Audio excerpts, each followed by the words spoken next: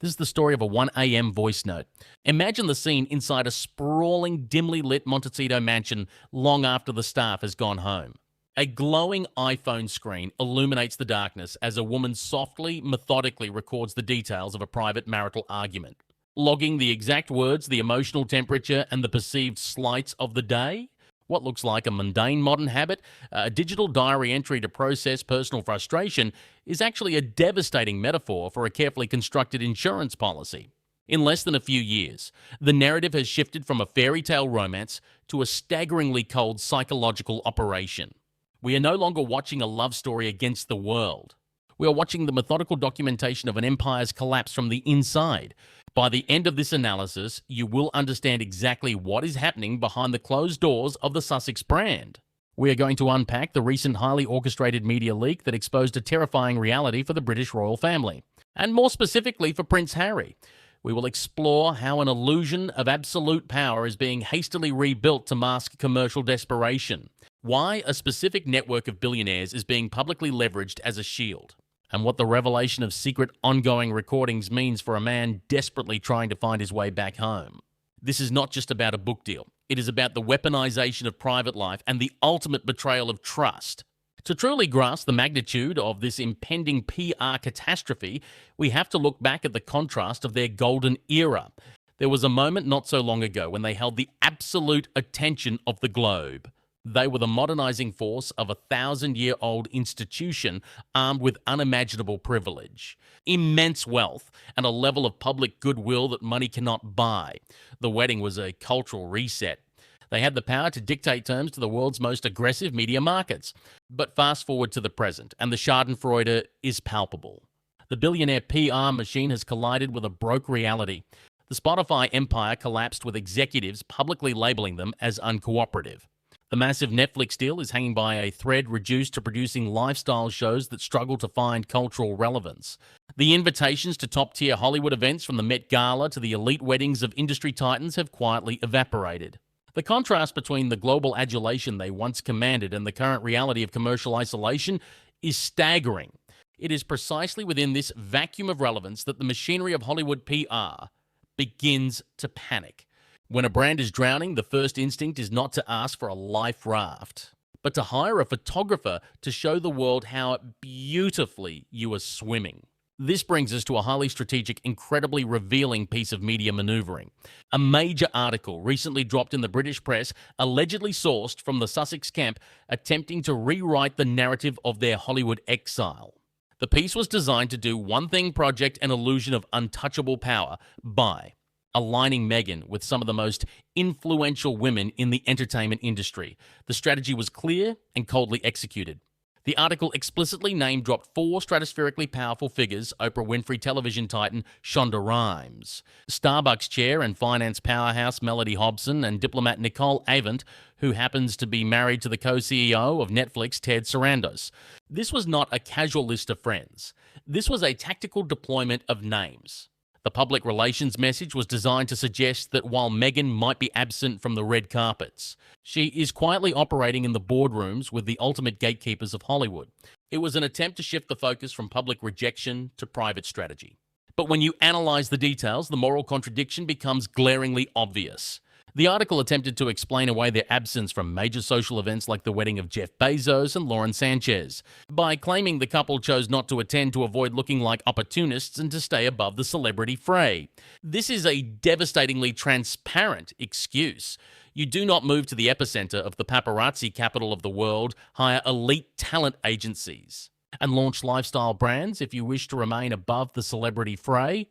This detail matters because it exposes the psychological defense mechanism at play. It is the classic maneuver of rejecting the club that has already revoked your membership. Yet the most alarming element of this orchestrated PR drop was not the name-dropping of billionaires. It was the quiet, almost buried revelation of the central prize this powerful network is allegedly circling. The ultimate goal, the project that is supposedly keeping Netflix executives interested and publishers salivating, is Meghan's autobiography. And this is where the story shifts from commercial maneuvering into something deeply unsettling. The article confirmed through publishing insiders that Meghan has not merely been reflecting on her past. She has been taking notes methodically for years, This is the ethical collapse of the fairy tale.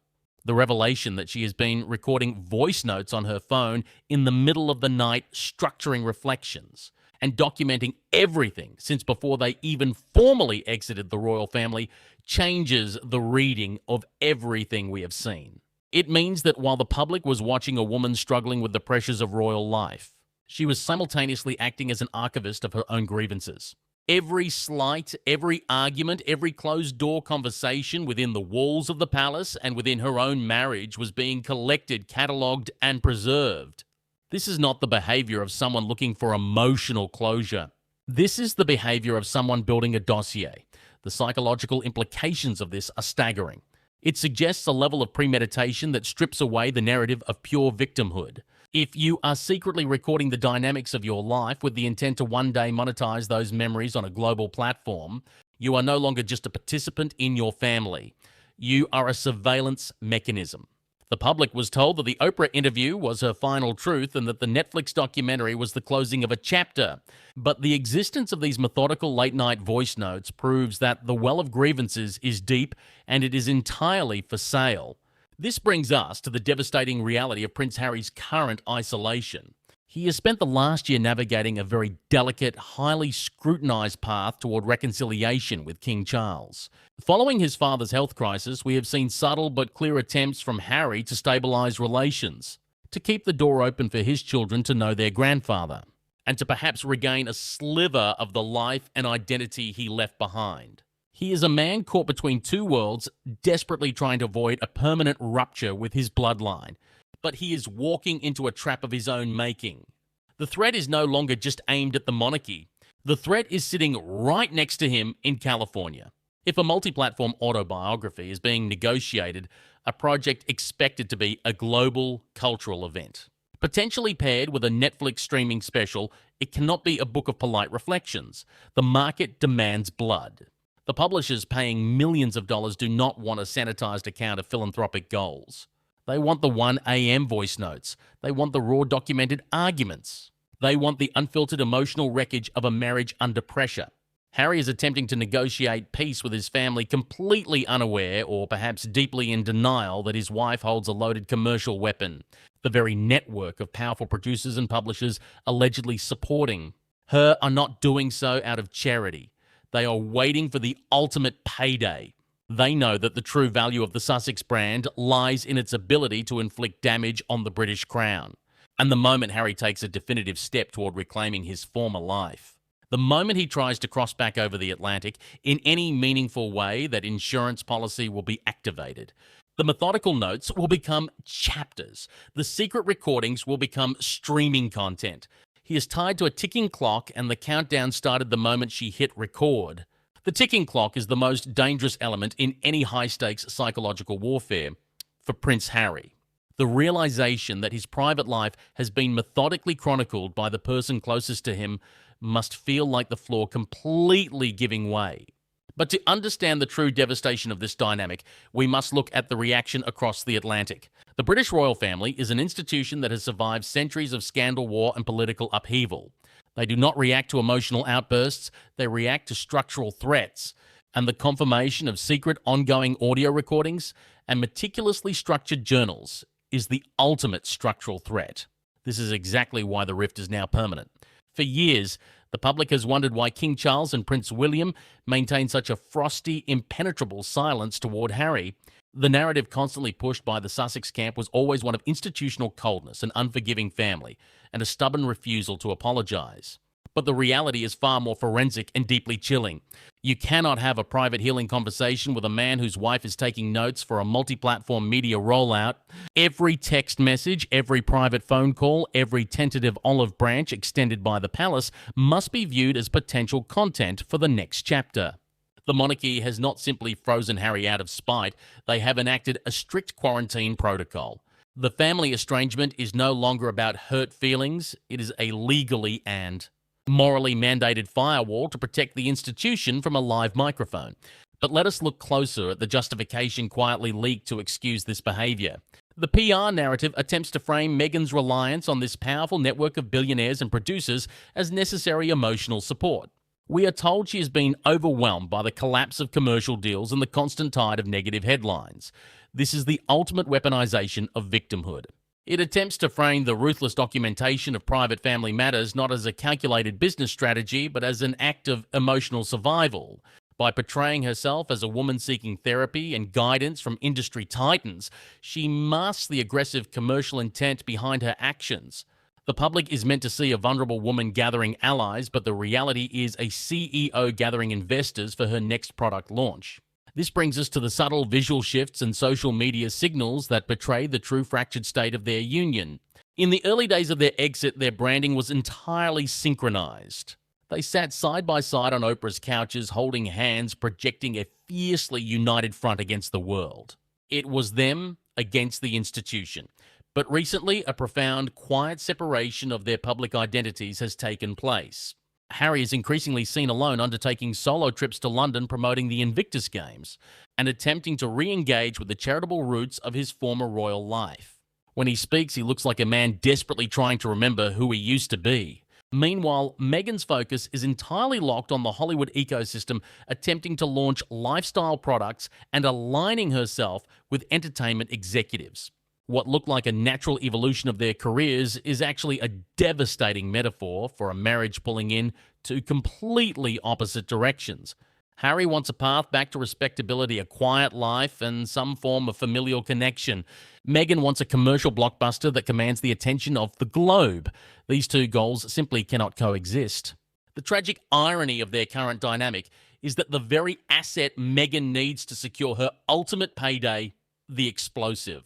Documented secrets of royal life is the exact thing that will permanently destroy Harry's only avenue of retreat. This is the psychological paradox at the heart of their brand, and it is where the public interpretation starkly contrasts with their private uncertainty. The broader public has often flattened this story into a simple narrative of a wicked institution versus a modern woman, or a manipulative wife versus a captive prince, but the truth is far more complex and deeply human. This is a story about the brutal illusion of power. They traded the ultimate institutional protection for the promise of boundless commercial freedom, only to discover that the entertainment industry does not value their freedom. It only values their friction. Without the conflict, there is no content, and without the content, there is no cash. This relentless commercial pressure creates an environment where intimacy itself is weaponized. Imagine the emotional toll of living in a home where arguments are not just unresolved, but archived. The fundamental trust required to sustain a marriage is systematically dismantled when one partner views the relationship through the lens of intellectual property.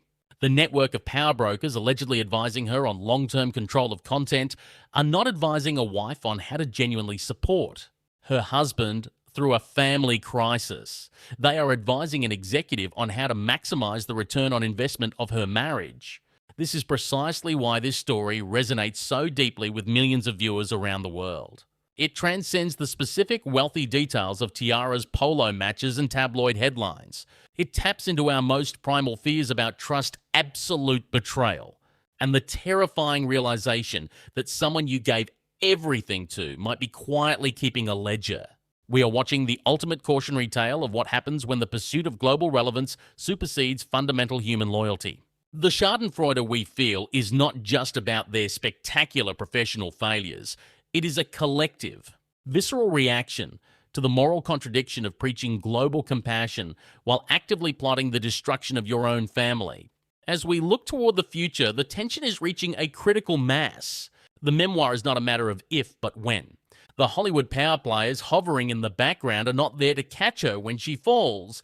They are waiting for the spectacular, highly profitable impact. When that book is finally announced, when the multi-part streaming special is greenlit, it will mark the absolute point of no return. It will be the moment Prince Harry must look at the meticulously documented ruin of his family and decide if the price of his Hollywood freedom was actually the total surrender of his identity. Thank you for joining me for this deep dive into the psychology of modern power and the devastating realities of public relations. If you appreciate this level of forensic storytelling and analytical restraint, please take a moment to subscribe to the channel. We will continue to track this story not through the empty noise of the tabloids, but through the subtle, undeniable signals of the truth. Until next time.